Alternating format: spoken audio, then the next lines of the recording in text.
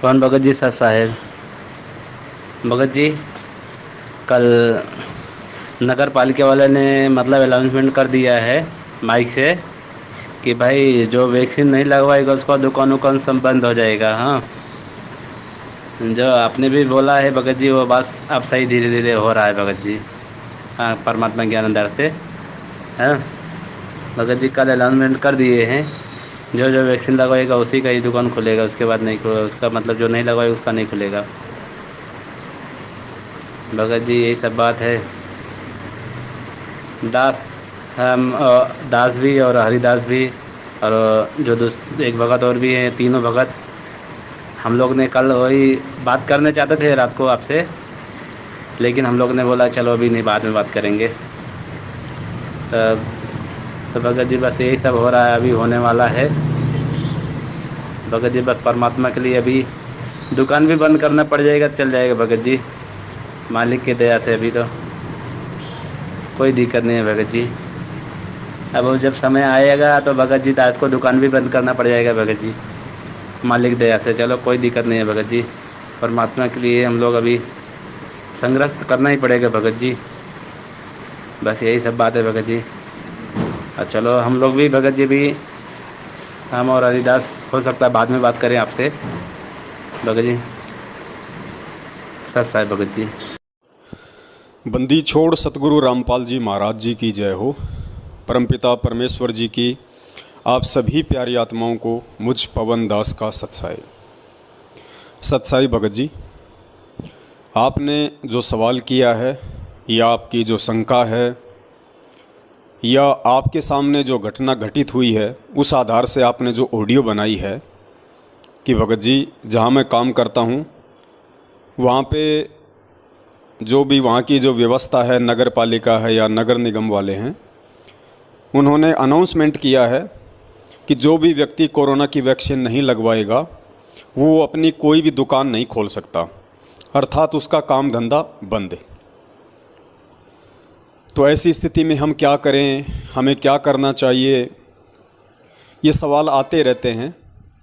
हालांकि आप जी ने ऐसा कोई सवाल नहीं किया है, आप जी ने तो दास को एक जानकारी दी है कि भगत जी दास के सामने अब ऐसी समस्या उत्पन्न होने वाली है, और आपने अपने विचार भी व्यक्त कर दिए कि भगत जी चाहे कुछ भी हो जाए, परमपिता परमात्मा के ज्ञान आधार से चलते हुए दास संघर्ष करेगा, कोई बात नहीं अगर दुकान ना खोलने दी जाए तो। देखिए भगत जी, जब से ये कोरोना की नौटंकी शुरू हुई है तब से परमपिता परमेश्वर सतगुरु रामपाल जी महाराज जी के आशीर्वाद से दास अनेकों ऑडियो वीडियो और पोस्टर इस विषय पे बना चुका है। भगत समाज को समय समय पे जागरूक भी करते रहते हैं। अन्य सत्सेवक भाई बहन भी इस दिशा में प्रयासरत हैं, और हम सबकी कोशिश यही है कि हम काल भगवान के दंड से बचें, हम काल भगवान की इन सूक्ष्म चालों से बचें। और ये सूक्ष्म चाल क्या है, इसको समझना भगत जी बहुत ही कठिन है, बहुत ही बेहद है, और इसको केवल सतगुरुदेव जी के आशीर्वाद से, उनके तत्व ज्ञान आधार से ही समझा जा सकता है। दूसरी बात भगत जी, दुनिया में यदि किसी की परीक्षा चल रही है, दुनिया में यदि कोई परीक्षा के कगार पे खड़ा है तो वो है भगत। और भगत भी कौन? सतगुरु रामपाल जी महाराज जी का भगत। अन्य जितने भी लोग हैं देवी देवताओं की साधना में हैं, ब्रह्मा विष्णु महेश जी की साधनाओं में हैं, अन्य साधनाएं करते हैं, वो कहते तो अपने आप को भगत हैं, लेकिन वो भगत की श्रेणी में नहीं है, क्योंकि उन लोगों को ना तो भक्ति का पता है, ना धर्म का पता है, ना उनके अंदर धार्मिकता है, और ना उन्हें उन नियम और कायदे कानूनों का पता है जो भक्ति मार्ग में होती हैं। सुबह शाम वो माथे पे तिलक लगा के, नहा धो के अपने आप को एक बहुत अच्छा साधक, योगी, भगत, पंडित साबित करके आरती करेंगे, पूजा पाठ करेंगे, और 1 घंटे बाद आप देखना अपनी जेब से बीड़ी का मंडन निकाल के वहीं पिएंगे, लोगों को पिलाएंगे, गुटखा खैनी जर्दा खाएंगे, या मौका मिला तो यार दोस्तों के साथ में शराब पार्टी करेंगे, मांस मिट्टी भी खाते हैं। तो उन लोगों के लिए भगत जी कोई बाधा नहीं है। सरकार चाहे उन्हें वैक्सीन लगवाए, सरकार चाहे उन्हें अन्य किसी प्रकार की किसी भी चीज़ों के लिए बाध्य करे, वो लोग झुक जाएंगे, क्योंकि ना तो उन्हें विधान का पता है और ना भगत जी उनके पास में ऐसी कोई भक्ति है और ना ही उनका भगवान उनकी रक्षा करने में समर्थ है। तो वो लोग समय अनुसार चलते हैं। जैसे बिना पैंदे का लोटा होता है, उसको किधर भी लुढ़का लो वो उधर ही लुढ़क जाता है। लेकिन हम भगत हैं, परमात्मा ने हमारे को एक बॉटम दे दिया है, हमारे को परमात्मा ने एक पैंदा दे दिया है, हमारे को परमात्मा ने ज़मीन पे टिका दिया है ज्ञान आधार से, तत्व ज्ञान देके। तो वर्तमान में भगत जी जो समस्याएं आ रही हैं, वो चाहे किसी भी प्रकार की समस्या हों, हम चलिए वर्तमान में कोरोना वैक्सीन को लेके ही बात करते हैं कि कोरोना को लेके जो समस्या है, ये समस्या दुनिया वालों के लिए नहीं है। जो लोग आज इस वैक्सीन का विरोध कर रहे हैं, टीके का विरोध कर रहे हैं, सरकार का विरोध कर रहे हैं, जब कल को ऐसी कोई घटना घटेगी और उनके गले की हड्डी बन जाएगी, भगत जी वो लोग वैक्सीन भी लगवा लेंगे, वो लोग टीका भी लगवा लेंगे, वो लोग सरकार की चापलूसी करने में भी लग जाएंगे, क्योंकि उनका कोई पैंदा नहीं है। वो बोलते कुछ और हैं, वो करते कुछ और हैं। उनकी करनी और कथनी में रात दिन का अंतर होता है। लेकिन हम भगत हैं, वो भी सतगुरु के, सच्चे परमात्मा के। तो हमें भगत जी हर स्थिति में पहली बात तो सोच समझ के डिसीजन लेना पड़ेगा, सोच समझ के हमने एक निर्णय करना पड़ेगा और उस निर्णय आधार से हमने उस पर टिकना पड़ेगा। नहीं तो हम जगत वालों से भी गई गुजरी श्रेणी में गिने जाएंगे आने वाले समय में जब इतिहास लिखा जाएगा। तो दुनिया वालों के सामने कोई समस्या नहीं है, किसी भी प्रकार की कोई बाधा नहीं है। समस्या अगर आएगी, परेशानी अगर आएगी, तो इस सच्चे परमात्मा सतगुरु रामपाल जी महाराज जी के सच्चे भक्तों के सामने आएगी, सच्चे शिष्यों के सामने आएगी। अब ये सच्चा शिष्य, सच्चा भगत जो शब्द दास ने यूज किया है, इसके भी एक कारण है, एक रीजन है, क्योंकि सतगुरु रामपाल जी महाराज जी की संगत में भी कुछ भगत नकली हैं तो कुछ भगत सच्चे हैं। जो सच्चे हैं वो सतसेवकों की गिनती में हैं और जो नकली भगत हैं वो सतलोक आश्रम मैनेजमेंट हरियाणा की गिनती में हैं। उन लोगों को भी जगत वालों की तरह कोई बातें नहीं है, सरकार चाहे उन्हें कुछ भी करने को कहे, वो लोग बिना पैंदे की लोटे की तरह लुढ़क जाएंगे। हाल ही सरकार ने जो कोरोना वैक्सीन के लिए जब बाध्य किया थोड़ा बहुत, तो सतलोक आश्रम मैनेजमेंट हरियाणा जो नहीं चाहता कि इस परमात्मा की जो बगिया है, जो पेड़ के जो फूल हैं वो खिलें, वो उन्हें मुरझा देना चाहता है। और वही काम उन लोगों ने किया। सतगुरु रामपाल जी महाराज जी का नाम लेके उनके आदेश की आड़ में इन्होंने एक पीला पर्चा संगत में निकाल दिया और उसमें लिख दिया, गुरुजी की तरफ से लिखा हुआ संगत को बताया कि बच्चों, ये जो सरकार है ये कुछ भी गलत नहीं करती है। सरकार हमेशा अपने देशवासियों के भले की सोचती है और कोरोना का टीका जो है सभी लोग लगवा रहे हैं, इसमें कोई बुराई नहीं है, आप भी लगवा लो।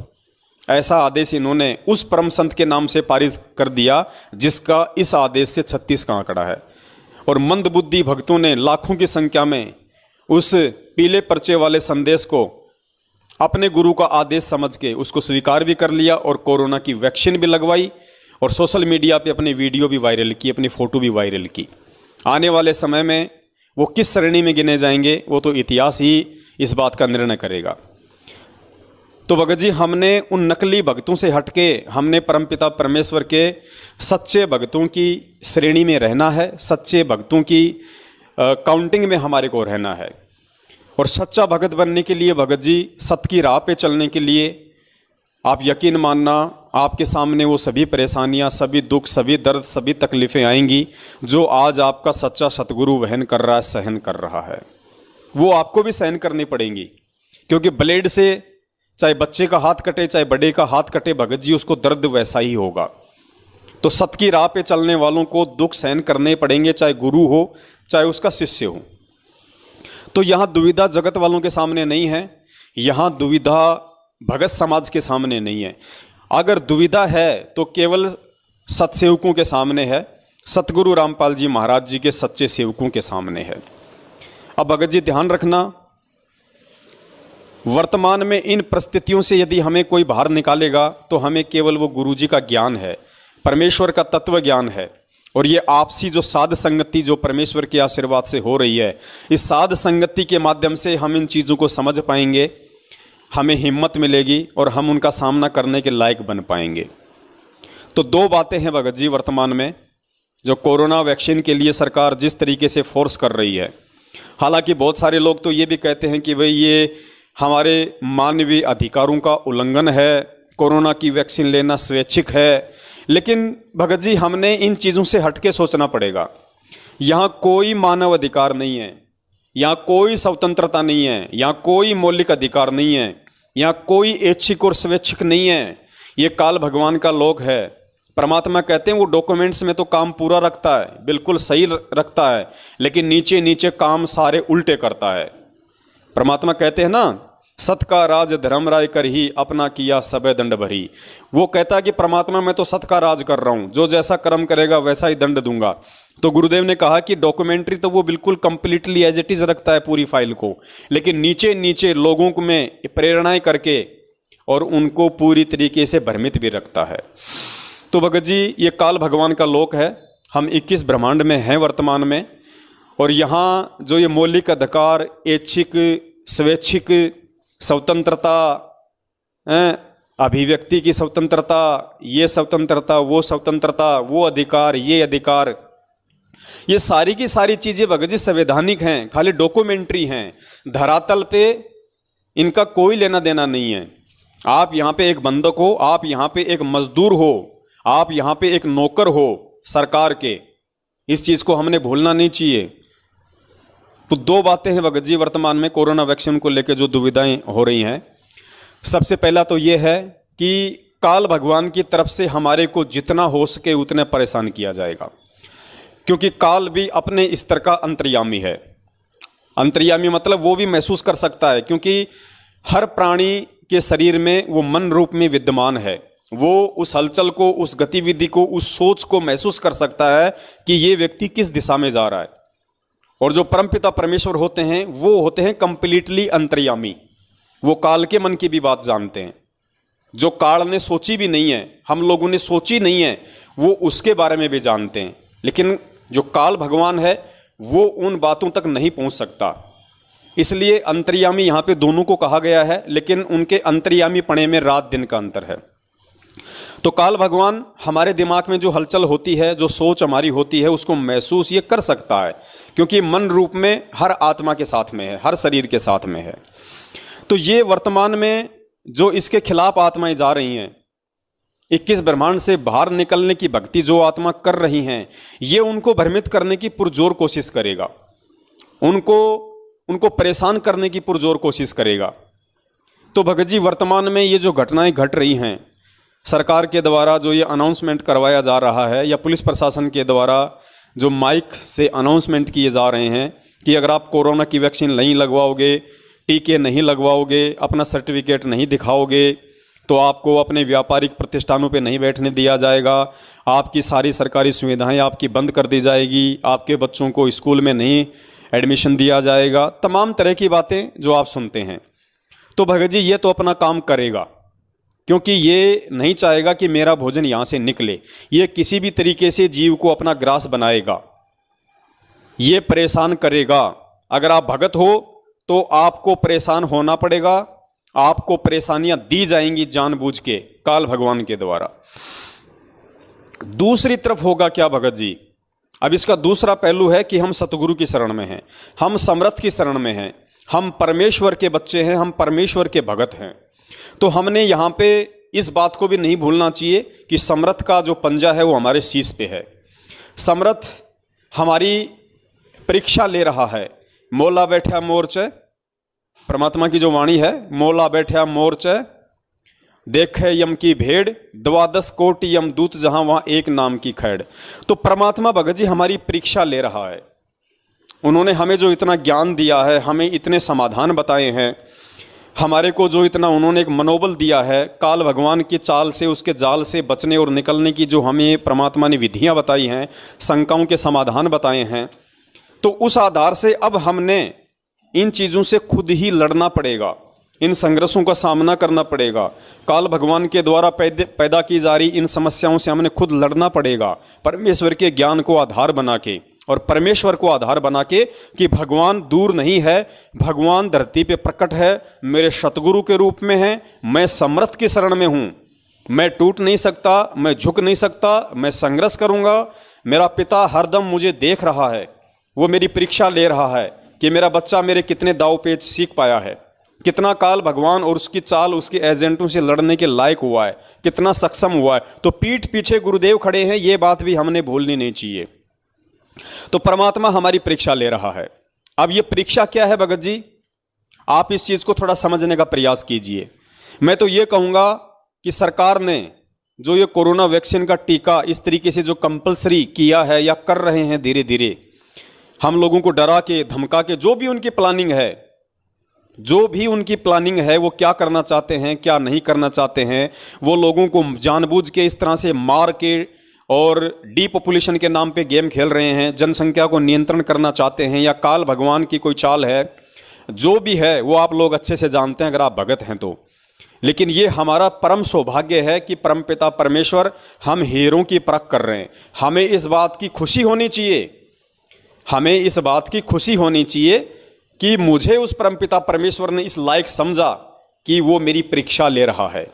दुनिया में लाखों की भीड़ है, अरबों खरबों की भीड़ है, उनकी तो कोई परीक्षा नहीं हो रही, आप चंद सत्सेवकों की परमात्मा परीक्षा क्यों ले रहा है?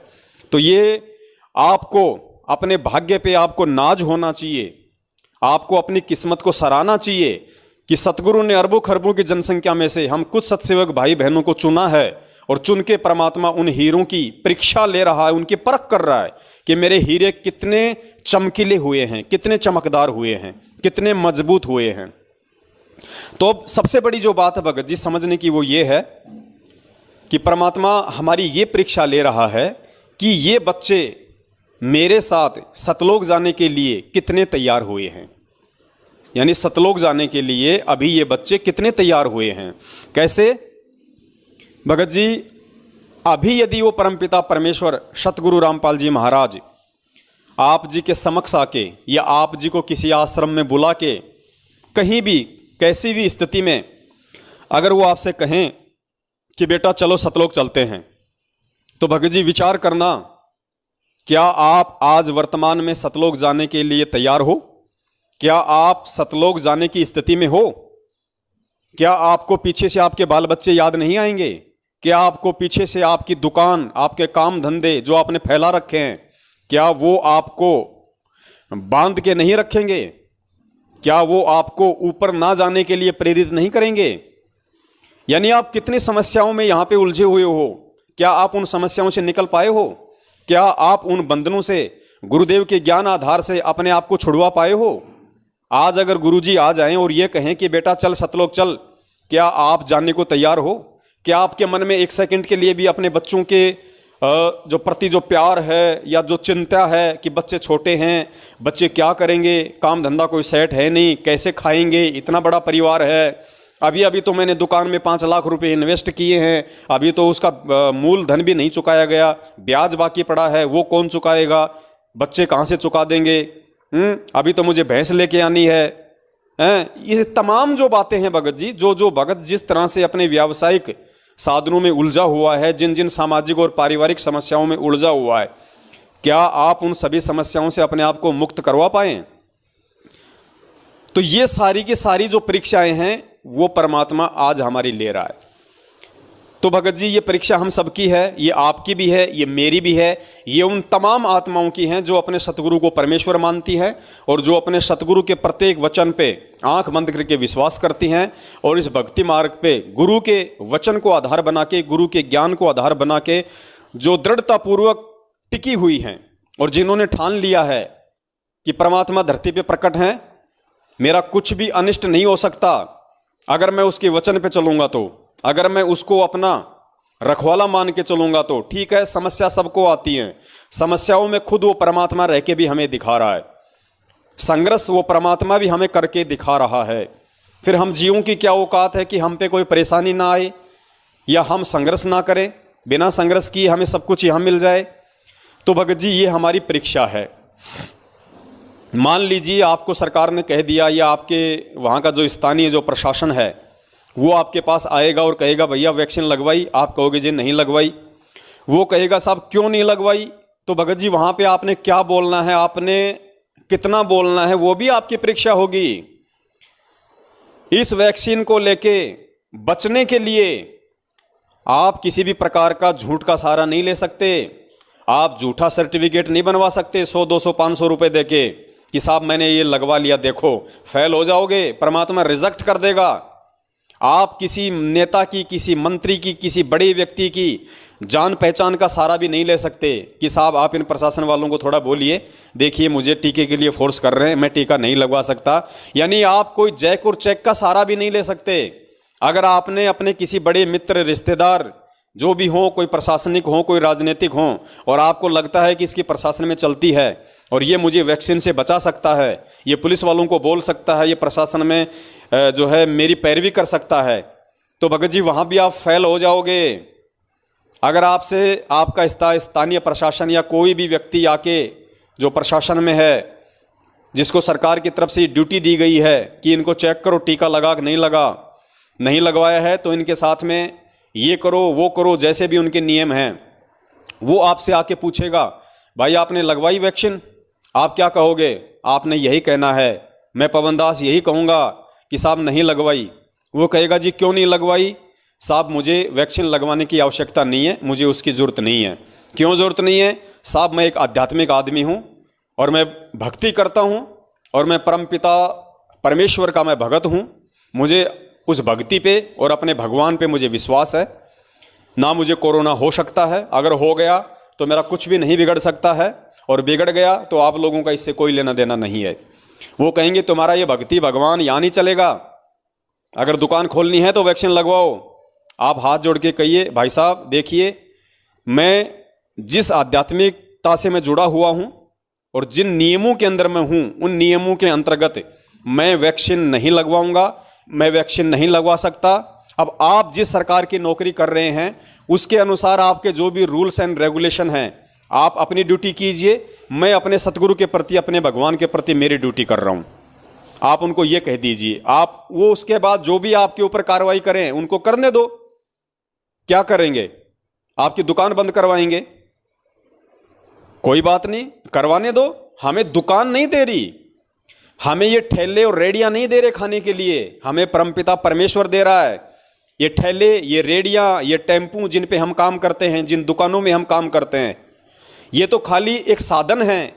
उस परमात्मा ने इन साधनों को केवल एक निमित्त मात्र बना रखा है। देने वाला हमारा सतगुरु है, पेट भरने वाला सतगुरु है, पूरी दुनिया का पेट वो भर रहा है, सारी सृष्टि के जीव जंतुओं का पेट वो भर रहा है। इन चीजों का हमने ध्यान रखना होगा। तो आप उन्हें कह दीजिए कि भाई साहब आपकी जो ड्यूटी है आप उसको पूरा कीजिए, बाकी मैं वैक्सीन नहीं लगवाने वाला। इतना कह के आप छोड़ दीजिए। उसके बाद वो लोग जो भी आप पे कार्रवाई करते हैं, आपकी दुकान पे, आपके व्यवसाय पे जो भी कार्रवाई करते हैं उनको करने दीजिए। भगत जी ध्यान रखना, यही हमारी परीक्षा है। आज परमात्मा यही देख रहा है। ये छोटी सी परीक्षा समझ लेना, ये परमेश्वर की तरफ से है भगत जी। भले ही काल भगवान जीवों को मतलब जानबूझ के सतगुरु से तोड़ने की कोशिश कर रहा है, भक्तों को परेशान करने की कोशिश कर रहा है, लेकिन भगवान भी हमेशा काल भगवान के दाव से ही अपना दाव खेलता है। ये परमात्मा की तरफ से हम सभी जीवों की, सभी भक्तों की परीक्षा होगी। और भगत जी परमात्मा यही देखेगा कि ये भगत मेरे ज्ञान आधार से कितना परिपक्व हुआ है, ये इस ज्ञान आधार से इस संसार की कितनी रीति रिवाजों को, इस संसार की सुख सुविधाओं को, भोग विलासताओं को, इस संसार की वस्तुओं को छोड़ने में अभी सक्षम हुआ है या नहीं हुआ है, या अभी भी इसे इस 2 4 5 10 20 50 1 करोड़ की इन वस्तुओं में, इन दुकानों में, इन फैक्ट्रियों में मुझसे ज़्यादा लगाव है, मुझसे ज़्यादा चिंता है। तो परमात्मा हमारी परीक्षा लेगा भगत जी कि कल को मैं इन्हें कहूँ कि बेटा चल सतलोक, और ये कहेंगी गुरुजी चलो, लेकिन आज मैं इनकी परीक्षा ले रहा हूँ। क्या आज ये मेरे लिए जो सरकार हमें जो परेशान करने वाली है या जो करेगी कि वैक्सीन नहीं लगवाई तो आपकी दुकान बंद, वैक्सीन नहीं लगवाई तो आपका ये बंद, आपका राशन बंद, आपकी सुविधाएं बंद, तो ये मेरे बच्चे मेरे लिए क्या क्या चीजें कुर्बान करते हैं। क्या इनके मन में तनिक भी ये विचार आएगा कि मेरा तो 5 लाख का अभी कुछ दिन पहले इन्वेस्टमेंट हुआ था, ये लो जी मेरा तो चला गया भाड़ में। अरे यार लगवा लो ना, वैक्सीन की तो बात है, काफ़ी वक्तों ने लगवा ली, क्या दिक्कत आ रही है? कम से कम 5 लाख रुपए तो बच जाएंगे, क्या दिक्कत है यार? दुनिया लगवा रही है, कोई दिक्कत नहीं, हम तो गुरुजी की शरण में हैं। भगत जी वो नहीं चलेगा। परमात्मा यही देखेगा कि मेरे लिए ये बच्चा कितना परित्याग करने के लायक हुए हैं। अगर वो कहे कि साहब आज के बाद दुकान नहीं खोलोगे आप, बिल्कुल साहब नहीं खोलूंगा, और आदेश कीजिए साहब, आपका ये जवाब होना चाहिए। मकान मालिक कहे, दुकान मालिक कहे कि भैया हमें कल को जो है प्रशासन आके यहाँ पे परेशान करेगा कि तुम्हारे यहाँ जो किराएदार हैं साहब ये कोरोना की वैक्सीन नहीं लगवा रहे हैं, तो साहब आप मकान खाली करो। बिल्कुल भाई साहब, 5 दिन का टाइम तो दोगे ना, दूसरा मकान देखने में, कहीं और जगह जाने में। भाई साहब 4-5 दिन का टाइम दे दीजिए, कोई दिक्कत नहीं, आपकी प्रॉपर्टी है। हमने कब कहा कि हम इस मकान और दुकान के मालिक हैं? भाई साहब मालिक तो आप हो, हम तो नौकर थे, हम तो एक व्यक्ति रूप में हैं, एक नागरिक रूप में हैं। आपको हम किराया दे रहे थे, आपने हमारे को रखा हुआ था, अब आप हमारे को नहीं रखना चाहते तो कोई दिक्कत नहीं भाई साहब, आपकी अपनी प्रॉपर्टी है, लीजिए साहब, छोड़ देंगे। और बताइए, कोई आदेश कीजिए। हमें भगत जी संभावी रहना होगा हर स्थिति में, हमें टेंशन में नहीं जीना बिल्कुल भी। अगर दुकान बंद करनी पड़े तो दुकान बंद कर दो भगत जी। सामान हमारा यदि सरकार लेके जाए 2, 4, 5, 10, 20, 50 लाख रुपए का उसमें सामान है, अगर लोग उसको लेके अपनी गाड़ियों में, नगर निगम वाले, प्रशासन वाले, पुलिस वाले अगर उस सामान को लेके जाएं, भाई साहब शौक से लेके जाने दो, किसी भी चीज के लिए मना मत करना। गले में 5-10 हज़ार रुपए हो तो वो भी मत उठाना उस समय, नहीं, ले जाओ भाई साहब, सब कुछ ले जाओ, हमें देने वाला परमात्मा है। बच्चों को स्कूल, कोई बात नहीं साहब, ये पढ़ लिख के ये दुनिया के लोग BA MBA करके लोगों को ठग रहे हैं, लूट रहे हैं, ये वकील, ये बड़े बड़े लोग, ये क्या हैं? ये ठगी तो हो रही है दुनिया में, और हो क्या रही है इस पढ़ाई के नाम पे। तो परमात्मा भी कहते हैं कि शिक्षा ने तो इंसान को डाकू बना दिया, चतुर बना दिया, निर्लज बना दिया इस शिक्षा ने इंसान को। और शिक्षा का महत्व केवल भगवान को पहचानना था, और हमारे बच्चों को भगवान की पहचान हो गई, अब शिक्षा का कोई महत्व नहीं है। हमने तो वैसे भी नहीं भेजना हमारे बच्चों को स्कूल में, सबसे बड़ी स्कूल में तो परमात्मा ने दाखिला दे दिया, आध्यात्मिक यूनिवर्सिटी में परमात्मा PhD करवा रहे हैं इन बच्चों को। ये 10वीं 12वीं 8वीं BA MA करवा के कौन से हम इनको जिला कलेक्टर बनाएंगे? और नहीं बनाना हमें इनको जिला कलेक्टर, परमात्मा ने जो बनाना था इनको बना दिया, इनको मानुष बना दिया। मानुष बना के परमात्मा ने इनको अपनी आध्यात्मिक यूनिवर्सिटी में एडमिशन दे दिया, इससे ज्यादा कुछ नहीं चाहिए। तो भगत जी उस स्थिति में भगवान यही देखेगा कि ये मेरे बच्चे मेरे लिए कितना परित्याग करने वाले हैं। और ध्यान रखना भगत जी, जितना आप उस परमात्मा के लिए उसके वचन पे चलते हुए, क्योंकि कोरोना की वैक्सीन ना लगवाना परमेश्वर का वचन है, और ये काल भगवान की सूक्ष्म चाल है, वो इसी तरीके से ठगेगा। हम सबको पता है, सरकार ने भी एक्सेप्ट कर लिया है ये जो वैक्सीन जो बनी है, और इस वैक्सीन को बनाने में जो प्रक्रिया थी जो शुरुआत में, उसमें न्यू बोरन काफ के सीरम का प्रयोग हुआ है, गाय के नवजात बछड़े के खून का इसमें प्रयोग हुआ है, ये सरकार ने भी एक्सेप्ट किया है। तो भगत जी हम उस पाप को अपने सिर पे क्यों धरें? हमारे गुरुदेव जब हमें चमड़े के जूते तक पहनने के लिए मना करते हैं कि लोगों ने पशुओं को मारना क्रूरता के साथ में, और उन जीवित पशुओं की खाल उतारना, उसके लिए फिर दुनिया के लिए चमड़े के जूते, बेल्ट, पता नहीं क्या क्या आइटम बनाना, लोगों ने अपना धंधा बना लिया। तो गुरुदेव ने कहा कि बच्चों आज के बाद हमने चमड़े से बनी किसी भी वस्तु का प्रयोग नहीं करना। तो ये वैक्सीन क्या है? जिसमें गाय के बछड़े का सीरम है, खून है, जीवित गर्भवती गाय को मारा जाता है, उसके पेट से चीर के उसके बछड़े को निकाला जाता है, उसके बाद उसमें उसका खून निकाला जाता है, उसका सीरम बनता है, उसको वैक्सीन में डाला जाता है। ये क्या है? ये धंधा नहीं है क्या वैक्सीन? ये सरकारी कंपनियां, ये सरकार अरबों खरबों कमा रही हैं इस वैक्सीन को बेच बेच के। ये क्या धंधा नहीं है? हम इस धंधे में कैसे भागीदारी हो सकते हैं? हम इस धंधे में कैसे सरकार का साथ दे सकते हैं? इस पाप को लेके हम कहां जाएंगे? और हर चीज के लिए सतगुरु नहीं कहेगा, सतगुरु ने ज्ञान दे दिया, मानव जन्म आपको प्राप्त है, ऊपर से परमेश्वर ने आपको बुद्धि और तत्व ज्ञान दे दिया, आगे आपको खुद सोच समझ के चलना पड़ेगा। तो भगत जी ये हमारी परीक्षा होगी सतगुरु वचन पे चलते हुए। और हमने 1 सेकंड के लिए भी नहीं सोचना है कि मेरी दुकान बंद हो रही है, मेरे लाखों का सामान जा रहा है, कुछ नहीं सोचना। ध्यान रखना भगत जी, आप यदि उस परमात्मा के लिए कुर्बानी करोगे तो परमेश्वर कहते हैं कल पे कारण कौन है, कर सेवा निष्काम, मन इच्छा फल देऊंगा जब पड़े मेरे से काम। और परमात्मा कहते हैं, जय तू चाले एक कदम मैं चालूं कदम 60, जय तू हो जा काठ का मैं हो जाऊं लोहे की लाठ। भगत जी, सतगुरु पीठ पीछे खड़ा है, वो देख रहा है, हमें दिखाई नहीं दे रहा, लेकिन हमारे ऊपर उसकी दृष्टि पल पल है, वो शब्द रूप में हमारे साथ में है। और आज हम जितना उस परमेश्वर के लिए परित्याग कर देंगे, और वैसे भगत जी हमारा है भी क्या? गुरुदेव ने समझा तो दिया, हमारा है भी क्या? आज से पहले जो लोग सम्राट थे, चक्रवर्ती राजा थे, जिनका पूरी देश और दुनिया पे शासन था, वो खाली हाथ गए। सिकंदर जैसे खाली हाथ गए, अशोक जैसे खाली हाथ गए, अकबर जैसे खाली हाथ गए। और ये मंत्री प्रधानमंत्री ये बन बन के 5-5 साल 10-10 साल के लिए ये खाली हाथ चले जाते हैं। अंत में इनकी कुत्ते वाली मौत होती है, दुर्गतियां। ये सब कुछ अपना समझ रहे थे। यहाँ पे क्या लेके गए भगत जी? कोई सुई की नोक जितनी चीज भी यहां से लेके गया? अपने शरीर को भी नहीं लेके जा सके, उसकी मिट्टी भी नहीं लेके जा सके ये लोग। तो हम क्या लेके जाएंगे भगत जी? और हमें चाहिए क्या? जो चीज हमें चाहिए थी, जो सतगुरु हमें चाहिए था, वो हमें मिल गया भाई। उससे ज्यादा हमें और क्या चाहिए? तो भगत जी, ये हम सब की परीक्षा है। और दास केवल उतनी ही बात बोलता है भगत जी, जितना गुरु जी के ज्ञान में हो, और जितना दास सहन करने की क्षमता रखता हो, जितना दास कर गुजरने की औकात रखता हो।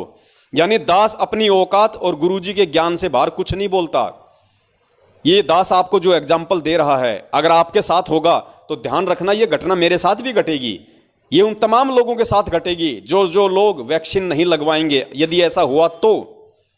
और जो सतगुरु का सच्चा सेवक होगा भगत जी, वो सतगुरु के वचन पे चलेगा। वो जीव हिंसा के ना पक्ष में था, ना है और ना रहेगा, अपने गुरु के वचन पे चलेगा। इसमें बहुत सारी परीक्षा होंगी भगत जी, ध्यान रखना। हो सकता है कल को आपको हिसार जेल से ऐसी कोई न्यूज़ सुनने को मिल जाए, ऐसा कोई अखबार में आपको लिखा हुआ मिल जाए कि संत रामपाल जी महाराज जी ने जो है सरकारी गाइडलाइनों के तहत, सरकारी रूल्स एंड रेगुलेशन के तहत हिसार जेल में लगवाया टीका। उधर से आएगा राम रहीम ने भी लगवाया कोरोना वैक्सीन का टीका, बाबा आसाराम ने भी लगवा लिया टीका।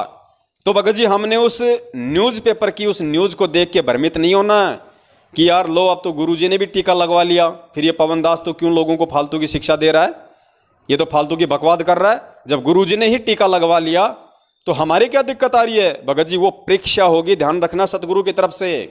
अरे सतगुरु टीका लगवाए चाहे टीके का बाप लगवाए, हमें उस चीज से कोई लेना देना नहीं है। सतगुरु ने क्या कहा? भगत को अपने गुरु की कथनी पे चलना है, गुरु की करनी पे नहीं चलना। गुरु क्या कर रहा है ये भगत ने नहीं देखना, गुरु ने अपने भगत के लिए क्या आदेश दे रखा है, क्या सत्संग रूपी वचन बोल रखे हैं, भगत ने उसका ध्यान रखना है। सतगुरु के ऊपर कोई कर्म लागू नहीं होता है, कर्म यहाँ पे जीव पे लागू होता है, ध्यान रखना। हमने वैक्सीन लगवा ली तो हम उस कर्म में बांधे जाएंगे, काल हमें अपनी चाल में जकड़ लेगा और परमेश्वर की मर्यादाओं से, परमेश्वर के हृदय से हम तुरंत आउट हो जाएंगे, तुरंत। तो भगत जी, ये बहुत गहरा काल भगवान की तरफ से एक षड्यंत्र, एक साजिश है, और परमपिता परमेश्वर सतगुरु रामपाल जी महाराज जी की तरफ से हमारी परीक्षा है। हो सकता है हम लोगों के ऊपर कोई कार्यवाही भी हो जाए, हो सकता है हम लोगों को जो है पुलिस स्टेशन भी लेके जाया जाए, हमारी जो है हो सकता है 1 घंटा 2 घंटा 10 20 50 हमारे को डंडे भी मारे जाएं, धमकाए जाए, हमारे को टॉर्चर किया जाए, हो सकता है हमारे को कोर्ट में पेश कर दिया जाए, हो सकता है हमारे को जेल भेज दिया जाए, हो सकता है हमारे को 2 महीने जेल रहना पड़े, 1 साल जेल रहना पड़े, कोई दिक्कत नहीं भगत जी। अगर हम भगत हैं तो हमने मंसूर को नहीं भूलना चाहिए भगत जी, हमने मीराबाई को नहीं भूलना चाहिए, हमने धना भगत को नहीं भूलना चाहिए, और सबसे बड़ी बात, हमने परमपिता परमेश्वर सतगुरु रामपाल जी महाराज जी और उनके संघर्ष को तो बिल्कुल भी नहीं भूलना चाहिए, जो वो खुद एक भगत की भूमिका में, और भगत जी क्या क्या संघर्ष करके हमें दिखा रहे हैं। एक भगत की भूमिका में गुरु जी ये दिखा रहे हैं कि मैं उस परमपिता परमेश्वर जी के, उस कबीर साहब के वचन पे दृढ़ हूं, पक्का हूं, और मुझे विश्वास है कि आज नहीं तो कल भगवान मेरी जरूर सुनेगा, संघर्ष चाहे कितना ही करना पड़ जाए। और गुरु जी कहते हैं कि संघर्ष हमारे कबीर भगवान ने भी किया एक भगत की भूमिका में। और फिर गुरु जी कहते हैं कि उस भगवान के साथ में जो लोगों ने किया उसका तो हमारे साथ में 2% भी नहीं हुआ। तो भगत जी, ठीक इसी प्रकार पिछले 27 वर्षों से हमारे पूज्य गुरुदेव जो जो संघर्ष कर रहे हैं, जो जो यातनाएं सहन कर रहे हैं, उनको जिस तरीके से टॉर्चर किया जा रहा है, उनको प्रताड़ित किया जा रहा है, उनको जेल भेज दिया जाता है, लोग उनकी चुगली करते हैं, उनकी निंदा करते हैं, उनके लिए पता नहीं किस किस तरह की अभद्र टिप्पणियों का प्रयोग करते हैं। तो भगत जी हमने उन तमाम चीज़ों को ध्यान में रख के भक्ति मार्ग पे चलना होगा, तभी हम टिक पाएंगे कि हमारे गुरुदेव ने जो संघर्ष किया है, जो कर रहे हैं वर्तमान समय तक, हम तो उसका 1% भी नहीं कर रहे। तो भगत जी हमने इन चीज़ों का ध्यान रखना पड़ेगा। और कोई दिक्कत नहीं भगत जी, भगवान के लिए तो ऋषि मुनियों ने अपने शरीर तक गाड़ दिए भाई, अपने शरीर तक गाड़ दिए, अपने परिवार न्योछावर कर दिए, अपना तन मन धन सब कुछ उन लोगों ने कुर्बान कर दिया, लेकिन उनको परमात्मा की झलक तक नहीं मिली। और भगत जी हमारे सामने तो साक्षात परमात्मा खड़ा है, साक्षात परमात्मा प्रकट है, हमें आके परमात्मा ने साक्षात अपने सत्संग दे दिए, अपना मंत्र दे दिया, हमें इतना प्यार दे दिया, इतना आशीर्वाद दे दिया। भगत जी हमें तो अगर खुद काल क्या महाकाल भी आके तोड़ने की कोशिश करे तो भी हम नहीं टूटने चाहिए। जिस प्रकार से परमात्मा ने हमें भक्ति की जो खुराक खिलाई है उस आधार से, तो हमने भगत जी उन तमाम सांसारिक लोगों को देख के नहीं चलना, हमने उन तमाम अपने ही भगत भाई बहनों को देख के नहीं चलना जो सतलोक आश्रम मैनेजमेंट हरियाणा के पीछे अंधे होके चल रहे हैं और एक पीले पर्चे के आदेश को गुरु का आदेश मान के जो सरकार के आगे अपने घुटने टेक चुके हैं। कल को भगत जी यदि सरकार की तरफ से ऐसा कोई आदेश आ गया कि आप सभी लोगों ने नरेंद्र मोदी का पेशाब पीना पड़ेगा, कंपलसरी है, भगत जी आप यकीन मानना सतलोक आश्रम मैनेजमेंट हरियाणा खुद भी पिएगा और लाखों की संगत से भी उसका पेशाब पिलवाएगा। ये पीला पर्चा निकाल देगा कि कोई दिक्कत नहीं, ये पीला पर्चा पेशाब भी पीला होता है, पी लो, और गुरुजी का आदेश है, उसमें लिख दिया जाएगा गुरुजी की तरफ से कि कोई बात नहीं बच्चों, नरेंद्र मोदी कौन सा दूसरे लोक का प्राणी है, ये भी तो उसी परमात्मा की आत्मा है, कोई नहीं बच्चों पी लो इसका पेशाब, कोई फर्क नहीं पड़ता। और लाखों मंदबुद्धि लोग उसका पेशाब पिएंगे अमृत समझ के, जैसे आज कोरोना की वैक्सीन लगवा रहे हैं। तो भगत जी हमने उन लोगों के पीछे नहीं चलना। अगर आप भगत हो, सतगुरु के सेवक हो, आपकी परीक्षा होगी, ध्यान रखना। धीरे बोलो। आप अपना तन मन धन अपने सतगुरु के प्रति समर्पित कर दो भगत जी। जब तक हम हैं ठीक हैं, अच्छी बात है, जब तक हम काम धंधा कर रहे हैं गुरुदेव के आशीर्वाद से कर रहे हैं, परमात्मा की दया से कर रहे हैं, और कल को यदि विपरीत परिस्थितियां पैदा हो गई तो भगत जी ये ना सोचना कि ये क्या हो गया, ये सोचना कि गुरुजी देख रहे हैं, परमात्मा परीक्षा ले रहा है। काल चाहे कुछ करे, हमें कोई मतलब नहीं उन चीज़ों से, उसका काम तो सदा ही जीवों को परेशान करने का रहा है, जीवों को तोड़ने का रहा है, गधे कुत्ते सुअर बनाने की तरफ अग्रसर करने का रहा है। लेकिन हम सतगुरु के सेवक हैं। अब इस भक्ति मार्ग में आने के बाद यदि हमारे नियम और मर्यादा ठीक हैं, यदि हम गुरु को परमात्मा मान चुके हैं, तो भगत जी चाहे कैसी भी समस्या आ जाओ, कैसा भी संकट आ जाओ, हमने भगत जी हर स्थिति में उन संकटों का अपने गुरुदेव को ध्यान में रखते हुए, अपने पूज्य गुरुदेव के तत्व ज्ञान को आधार बना के हर समय 24 घंटे हमने उन संघर्षों का सामना करने के लिए तैयार रहना है। तो 1% भी नहीं घबराना अगर कोई सतगुरु का सेवक है तो। चाहे आपको किसी भी प्रकार से प्रताड़ित किया जाए, आपको यातना दी जाए, आपने कहीं कोई गुहार नहीं लगानी, किसी से भीख नहीं मांगनी आपने। इन सतलोक आश्रम मैनेजमेंट हरियाणा वालों की तरह जैसे इन लोगों ने ज्ञापन दे दे के, रैलियां निकाल के डीएम से, सीएम से, पीएम से, गृह मंत्री से, संत रामपाल जी महाराज जी, उस पूर्ण परमेश्वर की जमानत की भीख मांगी इन लोगों ने, और ये साबित किया कि हम एक भिखारी के सेवक हैं, हम एक भिखारी के बच्चे हैं। अरे सबसे बड़ा प्रधानमंत्री, सबसे बड़ा राष्ट्रपति, सबसे बड़ी समर्थ शक्ति हमारा गुरु, और उस गुरु से प्रार्थना ना करके, अपनी तमाम गलतियों की समायाचना ना करके कि हे गुरुदेव हमने जो बरवाला कांड में किया वो आपके ज्ञान और आपके विधान के खिलाफ था, परमात्मा हमें उस कुकृत्य के लिए क्षमा करो, और परमात्मा आप जो सजा दोगे हमें मंजूर होगी, परमेश्वर आप अपने बच्चों के बीच में आने की दया करो। इन काल एजेंटों ने, सतलोक आश्रम मैनेजमेंट हरियाणा वालों ने, गुरुजी के परिवार वालों ने उस समर्थ शक्ति से अपने किए गए कुकृत्यों की समायाचना ना करके और उस परमात्मा को भिखारी बना के और जगह जगह 1-2 कौड़ी के डीएम, सीएम, पीएम के सामने ज्ञापन दे रहे हैं कि हम पे रहम करो, हमारे गुरुजी की जमानत कराओ, हमारे गुरुजी निर्दोष हैं। भगत जी हमने नहीं करना। सरकार का अपनी मर्जी है, सरकार अपनी तरफ से कुछ नहीं करती है, सरकार काल प्रेरित है। 21 ब्रह्मांड का स्वामी काल है और काल प्रेरणा से यहाँ की सरकारें चल रही हैं वर्तमान समय तक। आगे तो सतगुरु की दया से चलेंगी। भगत ही मंत्री होंगे, भगत ही एमपी होंगे, भगत ही एमएलए होंगे, भगत ही सीएम होंगे, पीएम होंगे, जो भी व्यवस्था होगी वो परमात्मा के बच्चे चलाएंगे। क्योंकि गुरुजी ने कहा है कि भगत भी राजनीति कर सकता है, लेकिन वो धर्म नीति से। अगर वो सतगुरु का शिष्य बन के नियमों में रह के और यदि वो धर्म को आगे रख के अगर वो राज करेगा तो उसका राज सफल होगा। तो आने वाले समय में जो राज कार्य संभालेंगे वो परमात्मा के ही बच्चे संभालेंगे और वो धर्म नीति से राजनीति करेंगे।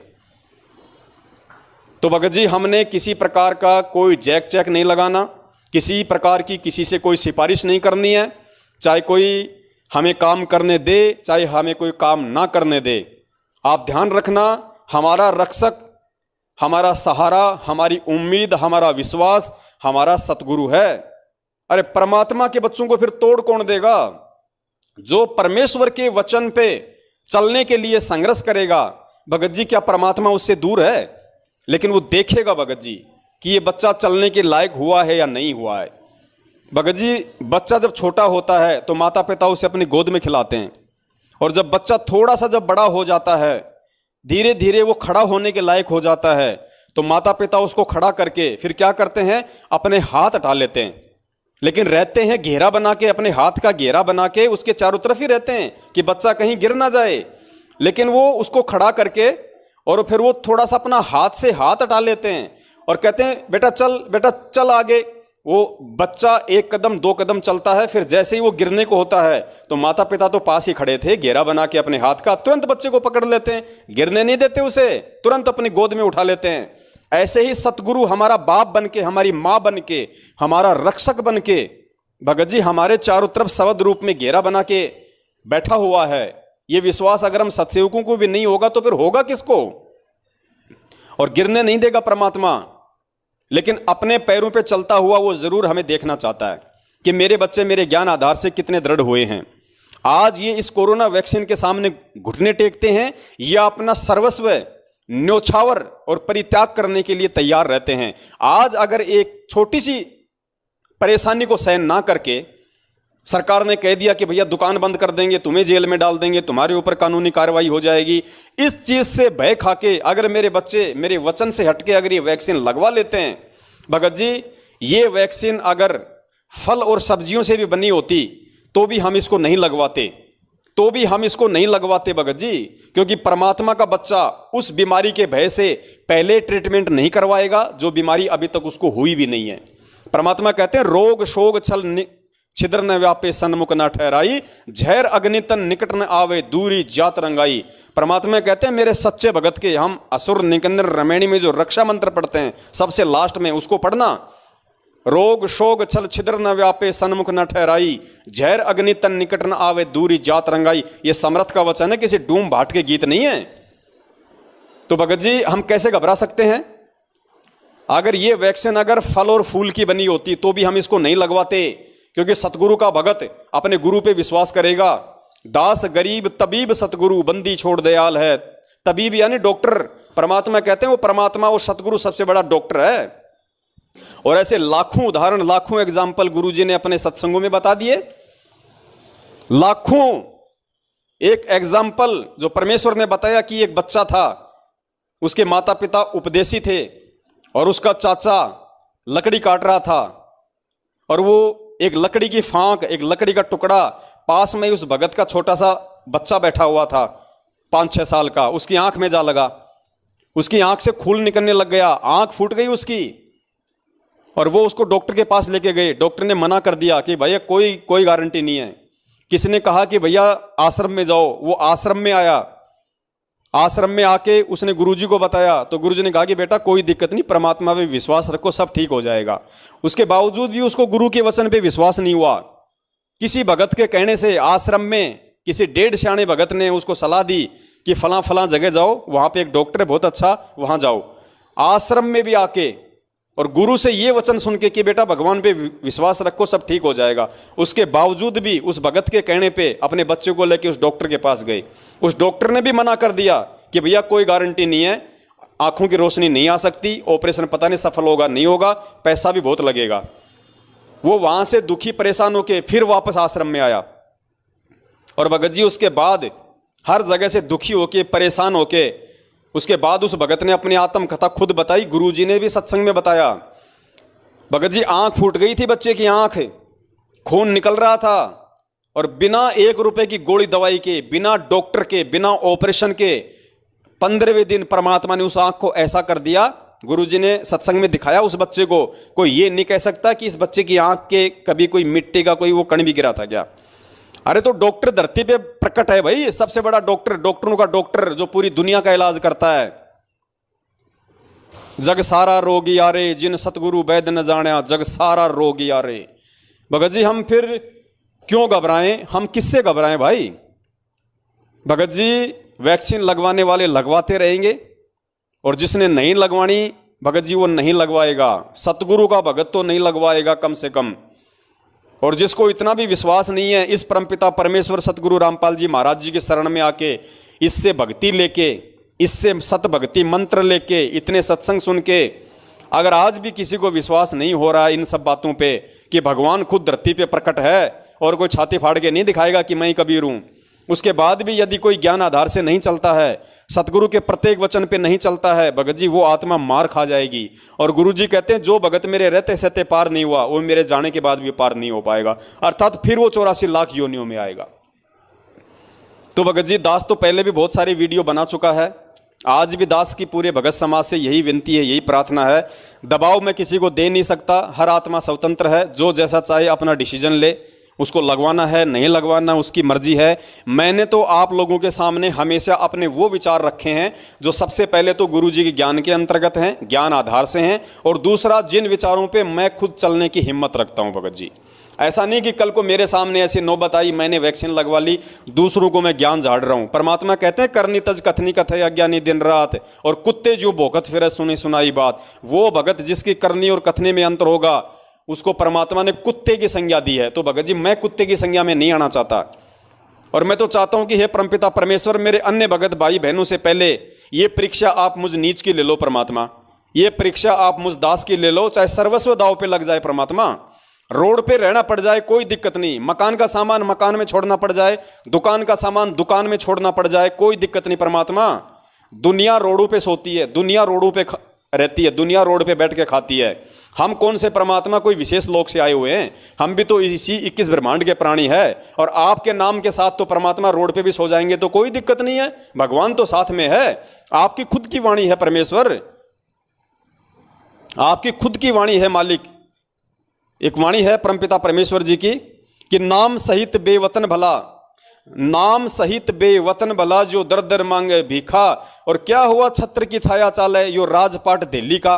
परमात्मा कहते हैं अगर तेरे पास में मेरा नाम है, ये सही नाम है, और तू मेरी शरण में है, तो चाहे तेरे ऊपर कितने बड़े संकट क्यों ना आ जाए, चाहे तेरे को देश निकाला क्यों ना दे दिया जाए, नाम रहित नाम सहित बेवतन भला, बेवतन यानी चाहे आपको देशद्रोही घोषित कर दिया जाए, आपको देश से भी धक्के मार के निकाल दिया जाए, तो भी परमात्मा कहते हैं नाम सहित बेवतन भला, जो दर दर मांगे भीखा।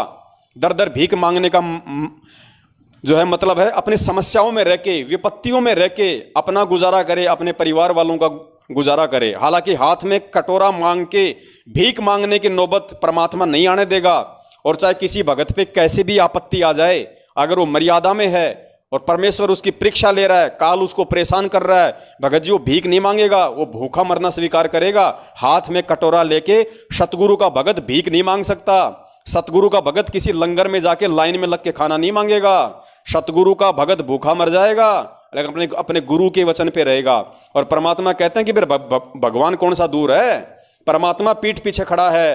अरे जब राजा हरिश्चंद्र अपने सत पे और अपने इष्ट भगवान विष्णु जी का जो भगत था, और जब उसकी परीक्षा देवताओं ने ली, और जब देवताओं ने उसको विश्वामित्र को चुना इस काम के लिए, तो नारद जी ने आके क्या कहा पता है उन सभी देवी देवताओं को, उनको कि भैया तुम ये व्यर्थ की कोशिश कर रहे हो, तुम ये व्यर्थ की कोशिश कर रहे हो। वो जो राजा हरिश्चंद्र है ना, वो भगवान विष्णु का सेवक है, और भगवान के विष्णु का सेवक इतना कमजोर नहीं होता कि वो तुम्हारे तोड़ने से टूट जाएगा। उसके बाद सारे देवी देवता भगवान विष्णु के पास में गए और उनसे कहा कि भगवान राजा हरिश्चंद्र का हम सत डिगाने की कोशिश कर रहे हैं, वरना परमात्मा मुझ इंद्र की गद्दी चली जाएगी। तो इंद्र ने कहा कि भाई देख लो, बेशक तुम कोशिश कर लो। भगवान विष्णु ने कहा कि बेशक तुम कोशिश कर लो, लेकिन वो मेरा भगत है, वो टूटेगा नहीं।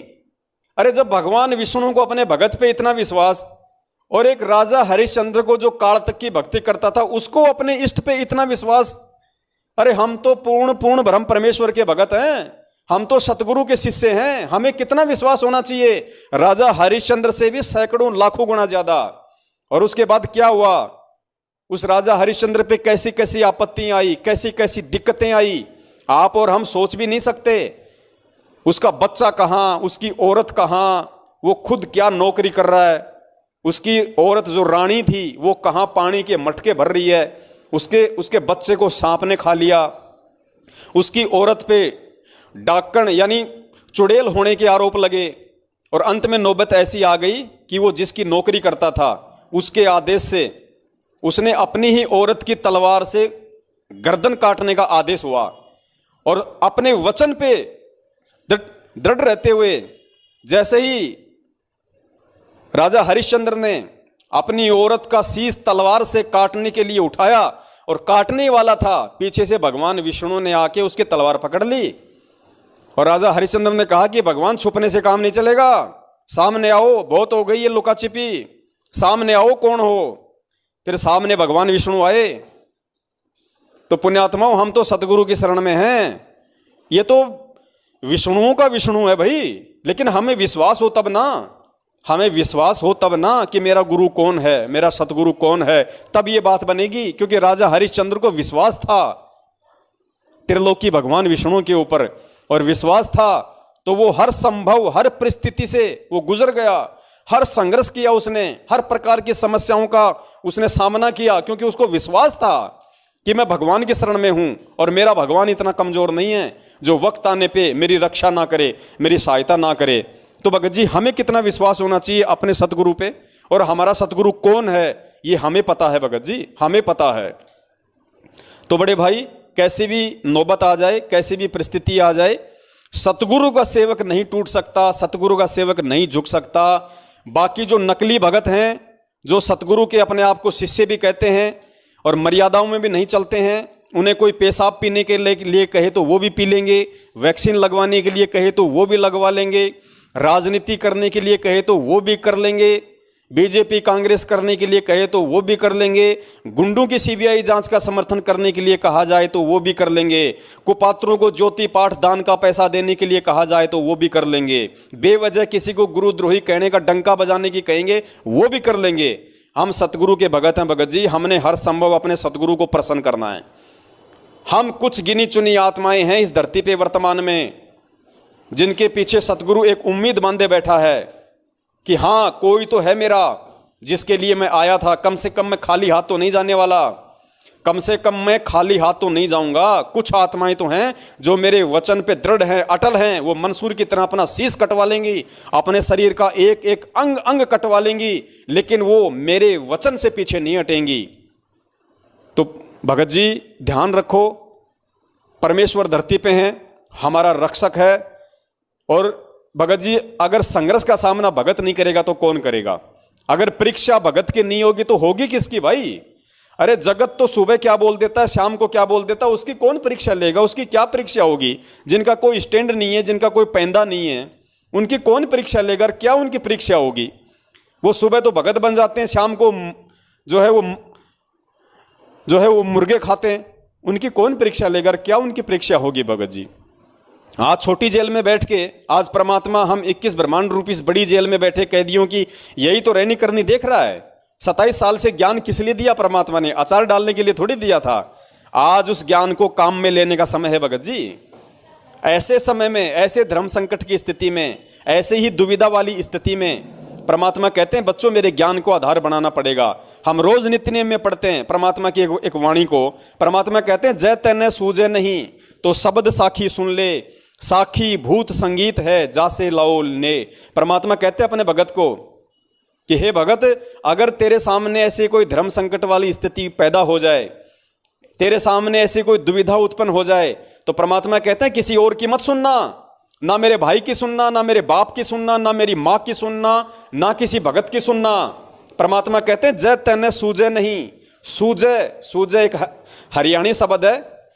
सूझने का मतलब होता है अगर तुझे कुछ भी साफ साफ दिखाई नहीं दे रहा है, तू कोई निर्णय करने में समर्थ नहीं है, उसको कहते हैं जय तैने सूझे नहीं। तो परमात्मा कहते हैं शब्द साखी सुन ले, मेरे सत्संग सुन, मेरी वाणियां सुन, मेरी साखियां सुन, उनको आधार बना। जय तैने सूझे नहीं तो शब्द साखी सुन ले, और साखी भूत संगीत है जहां से लाओ ने। ये मेरी जो साखियां है ना, ये भूत संगीत, यानी ये तेरी हर समस्या का समाधान है। देख ले उन उदाहरणों को जो भूतकाल में जो घटित हो चुके हैं, उन महापुरुषों के जीवन को देख, उन महान भक्तों के जीवन को देख, जिनके सामने समय समय पे ऐसी परिस्थितियां आई थी, और वो आत्माएं मेरे सत्संगों को आधार बना के, मेरी वाणियों को आधार बना के, मेरे ज्ञान को आधार बना के उन्होंने स्वयं ही इन समस्याओं का समाधान निकाला, जिनका आज तुम रोज अपनी इस पवित्र जिव्या से नाम लेते हो। तो भगत जी, आज यदि हम उस परमेश्वर के वचन पे ठीक उसी तरीके से टिके रहेंगे, दृढ़ता के साथ में, विश्वास के साथ में, जैसे वो आत्माएं टिकी हुई थी जो पहले के समय में थी, जिनका परमात्मा जिक्र करते हैं, एक उदाहरण के रूप में हमारे सामने पेश करते हैं, हमें हिम्मत बढ़ती है। तो भगत जी, आने वाले समय में जो आत्मा आएंगी, उनके सामने आज वर्तमान में जो घटनाएं घटित हो रही हैं, और जो जो आत्माएं आज उन समस्याओं का सामना करेंगी, संघर्ष करेंगी, चाहे कैसा भी उनके सामने कोई परिस्थिति क्यों ना आ जाए, समस्या क्यों ना आ जाए, उन्हें चाहे रोड पे सोना क्यों ना पड़ जाए, उनका सब कुछ दांव पे क्यों ना लग जाए, और जब वो सब कुछ दांव पे लग जाएगा, फिर भी वो आत्मा खुशी खुशी तीनों टाइम की अपनी आरती करेंगी, अपने मंत्र करेंगी, और हर समय परमपिता परमेश्वर सतगुरु रामपाल जी महाराज जी से ये प्रार्थना करेंगी कि हे परमपिता परमेश्वर, हमें अपनी शरण से दूर मत करना। परमात्मा, दुख संकट तकलीफ चाहे कुछ भी आ जाए, और ये कौन सी दुख संकट और तकलीफ है परमात्मा? आज हम मानव जन्म में हैं, और यहां तो मानव जन्म में भी परमात्मा लोग अपने अपने कर्म आधार से भिखारी बनते हैं, रोडों पे सोते हैं, रोडों पे रहते हैं, रोडों पे भीख मांगते हैं।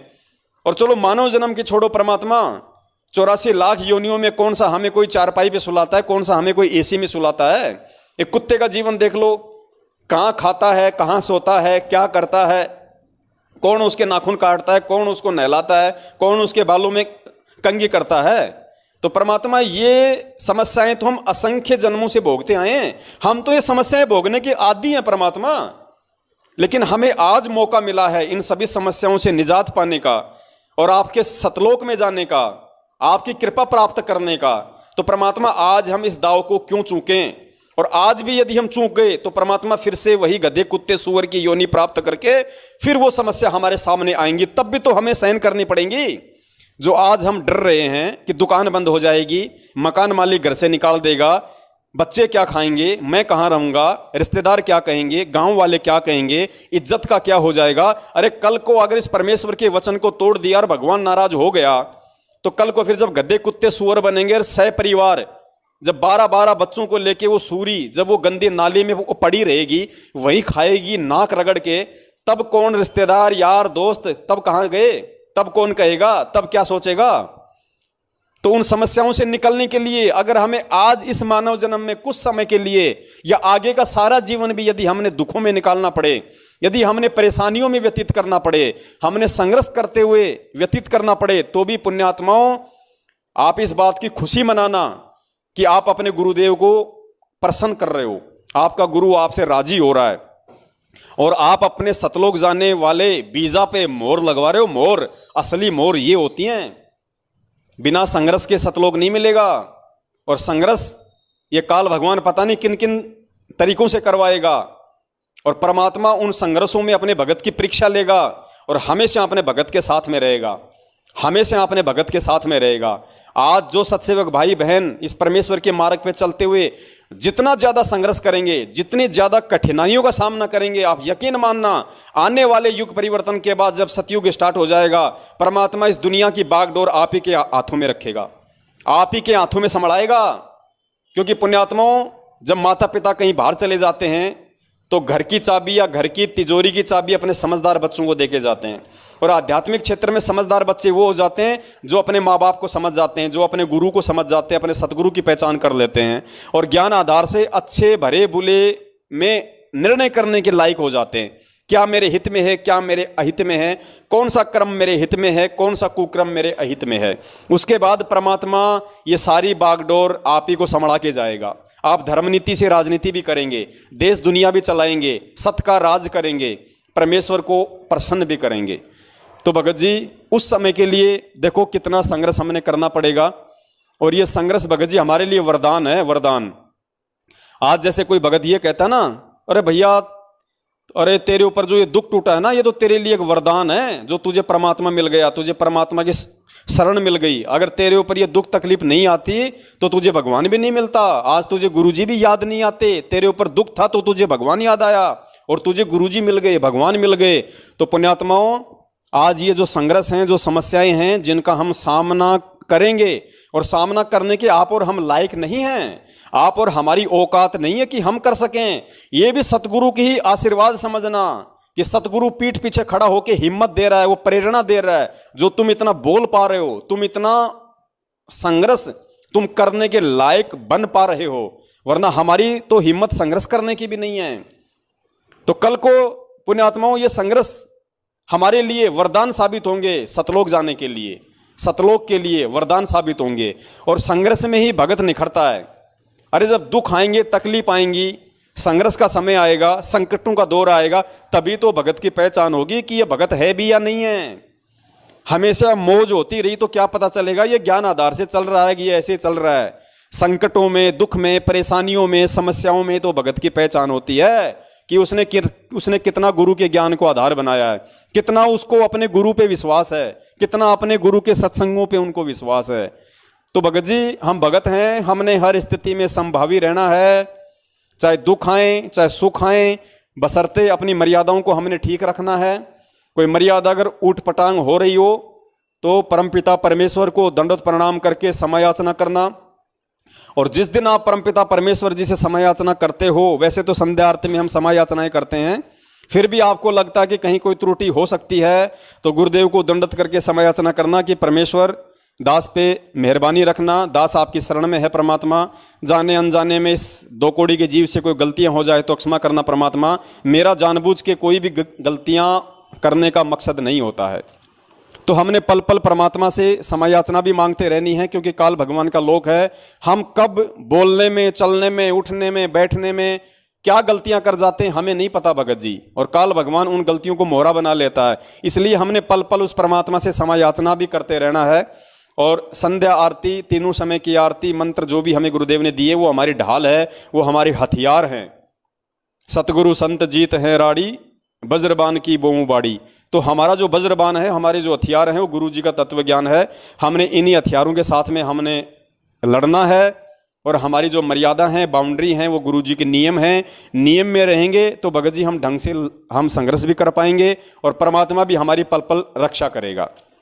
तो भगत जी घबराना नहीं हर स्थिति में, डरना नहीं हर स्थिति में। हमारा क्या जाएगा जो हमारा था, हम नंगे आए थे नंगे जाएंगे, कुछ भी नहीं लेके आए भगत जी। ये शरीर भी परमात्मा ने माँ के पेट में बनाया था, हम कोई सह शरीर थोड़े आए हैं। और ये जब जाएंगे तो शरीर भी यही मिट्टी हो जाएगा, ना ये बच्चे साथ में जाएंगे, ना ये गाड़ी घोड़े दुकान साथ में जाएंगी। तो परमात्मा हमारी परीक्षा ले रहा है भैया कि कल को सतलोक चलने के लिए अभी से ये कितना तैयार हुआ है। आज अगर ये एक छोटी सी कोरोना वैक्सीन के डर से अपनी मकान दुकान, अपनी इज्जत के डर से यदि ये पीछे हट रहा है, तो कल को सतलोक क्या खाक जाएगा? ये क्या खाक जाएगा? अंतिम समय में क्या खाक छोड़ेगा ये? उस समय कहेगा जी मेरी तो जी भैंस ब्याणी है, मेरे तो जी बच्चे छोटे छोटे हैं, मेरे तो जी दुकान को कोई संभालने वाला नहीं है, फिर क्या खाक सतलोक जाएगा? जो आज संघर्ष नहीं कर पाएगा वो कल कुछ नहीं कर पाएगा। और कोई ये ना सोचे अरे बुढ़ापे के बाद तो कोई दिक्कत नहीं, सब समस्याओं से छुटकारा मिल जाएगा, बस फिर तो एक ही मकसद रहेगा सतलोक चलना है। ये इस भूल में मत रह जाना। परमात्मा कहते हैं जू जू बुढ़ापा बढ़ेगा, तूने ज्ञान को आधार नहीं बनाया और अभी से संघर्ष नहीं किया, अभी से तूने अगर वो रिहर्सल नहीं की, तो बुढ़ापे में तो ये काल भगवान ज्यादा मोह ममता पैदा कर देता है। छोटे छोटे पोते दिखाई देंगे, फिर दोइते दिखाई देंगी फिर, हैं। और बाप के लिए बच्चा चाहे 50 साल का हो जाए, वो बच्चा ही दिखाई देता उसको, वो सोचता कि कहीं काम ना बिगाड़ दे। गुरुजी ने वो कहानी नहीं सुनाई हमें, वो बूढ़ा मर रहा था और मरते मरते वो कुछ ऐसा बोल रहा था हूं, तो बच्चों ने सोचा हो सकता है शायद बाप ने कहीं कोई पैसे वासे सोना चांदी कोई छुपा रखा हो, बताने की कोशिश कर रहा हो और जुबान बाप की जो है कुछ बोल नहीं पा रही। तो उनको पता था कि पड़ोस के गांव में एक डॉक्टर है, वो ऐसा इंजेक्शन लगाता है, 500 रुपये लेता है, आदमी एक बार तुरंत बोलने लग जाता है। दौड़ दौड़ के डॉक्टर को लेके आए 500 रुपये दे के हैं, और वहाँ लाके और तुरंत वो बूढ़े के इंजेक्शन लगाया। तुरंत बूढ़ा खड़ा हो गया और बूढ़ा बोला, अरे नालायको, अरे मेरे मरने के बाद तो तुम सारा काम बिगाड़ दोगे, आराम खोरो। ये देखो, ये गाय का बच्चा वो झाड़ू खा गया, तुम झाड़ू को नहीं संभाल सकते। इतना कह के बूढ़ा फिर नीचे गिर गया। अब उन बच्चों ने माथे पे थप्पी खाई कि हे भगवान, ये 25 पैसे की झाड़ू हमारे 500 रुपये में पड़ गई। तो पुण्यात्माओं, बुढ़ापा तो फिर और ज्यादा हमारे को फांसेगा, हम और ज्यादा हम फंस जाएंगे। ये रिहर्सल हमने आज और अभी से करनी पड़ेगी। और यकीन मानना, ये कोरोना वैक्सीन जो है ये हमारी रिहर्सल है। परमात्मा हमसे अभ्यास करवा रहा है कि हम अपने सतगुरु के ऊपर विश्वास करके, हम अपने सतगुरु के लिए, सतलोक की प्राप्ति के लिए, अपने आत्म कल्याण के लिए अभी हम इस दुनिया का, इस 21 ब्रह्मांड का, इस नश्वर लोक की किन किन नश्वर चीजों को त्यागने के लायक हुए हैं। अगर 1 सेकंड के लिए भी हमारे मन में अगर ये आ गया कि हे भगवान, मेरी तो दुकान चली गई, मेरा तो लाखों का सामान चला गया, हे भगवान अब क्या होगा, ना घर का रहा ना घाट का, घर वाले तो गुरु जी का नाम लेने के बाद मेरे को वैसे ही पसंद नहीं करते, और भगवान मैं रहूँगा कहाँ, दुनिया तो मेरे को मकान भी नहीं देगी, क्योंकि मकान वाले भी कहेंगे भैया टीका लगवाया, दिखाओ दिखाओ तुम्हारा वो सर्टिफिकेट, क्योंकि ये बाउंडेशन हो जाएगी भाई आने वाले समय में। तो ऐसी स्थिति में हम क्या करेंगे भगत जी? ऐसी स्थिति में भगवान ये सोचना है कि परमात्मा आज किस स्थिति में बैठा हुआ है, और उस परमात्मा की लाखों करोड़ों अरबों खरबों आत्माएं जो गधे कुत्ते सुअर की योनि में, वो रात को कहाँ सोती हैं? रात को बरसात आती है, हम तो मकान में बैठे हैं, हमने तो पर्दे लगा लिए, हमने तो जालियां और गेट लगा लिया, बरसात अंदर ना जाए, ठंडी हवा अंदर ना जाए। वो लाखों आत्माएं जो परमपिता परमेश्वर की है, वो कहाँ सो रही है उस समय? वो जंगल के प्राणी, वो गधे कुत्ते सुअर नीलगाय, वो कहाँ हैं उस बरसात में, उस गर्मी में, उस ठंड में? तो हम भी जानवर ही तो हैं, और हैं क्या? हम भी 84 लाख योनियों में, हम कोई बाहर थोड़ी हैं। इन 84 लाख योनियों में से परमात्मा ने हमारे को थोड़ा ये शरीर अच्छा दे दिया, थोड़ी सी हमारे को बोलने चालने की ये शक्ति दे दी, हम एक दूसरे की बातों को समझ सकते हैं, अपना दुख तकलीफ किसी को हम बता सकते हैं। और बाकी गधे कुत्ते सुअर में हमारे में कौन सा अंतर है? अरे बाकी उस भैंस का तो गोबरे भी काम आता है, उस गाय का तो पेशाब भी काम में आता है, पशुओं की तो हड्डियां भी काम में आती हैं, और हम जैसे प्राणियों का तो ना पेशाब काम में आता, ना टट्टी काम में आता, ना हमारी हड्डियां काम में आती, हम तो किसी भी काम के नहीं हैं। तो अपने आप को जानवर समझ के कहीं भी रोड पे सो लेंगे भाई, कहीं भी पड़े रहेंगे, लेकिन भगवान के वचन को नहीं तोड़ेंगे। और भगवान के वचन को नहीं तोड़ेंगे तो भगवान प्रसन्न होगा, भगवान खुश होगा, और भगवान खुश होगा तो भगवान पूरी दुनिया आने वाले समय में आपके कदमों में रख देगा। भगत जी, इतना विश्वास हमने सतगुरु पे करना पड़ेगा। तो दास की तो ये प्रार्थना है, निवेदन है सभी सत्सेवक भाई बहनों से, आप जी हर स्थिति में आप जी दृढ़ रहें और परमपिता परमेश्वर जी पे अपना विश्वास कायम रखें। भगवान है तो सब कुछ संभव है, ध्यान रखना, और भगवान की नजरों से कुछ भी छुपा हुआ नहीं है। और ये सोच लो कि भगवान ही सब कुछ करवा रहा है हमारी परीक्षा के लिए, बस इससे ज्यादा कुछ मत सोचो। फिर सत साहिब बंदी छोड़, सतगुरु रामपाल जी भगवान की जय हो। सत साहिब।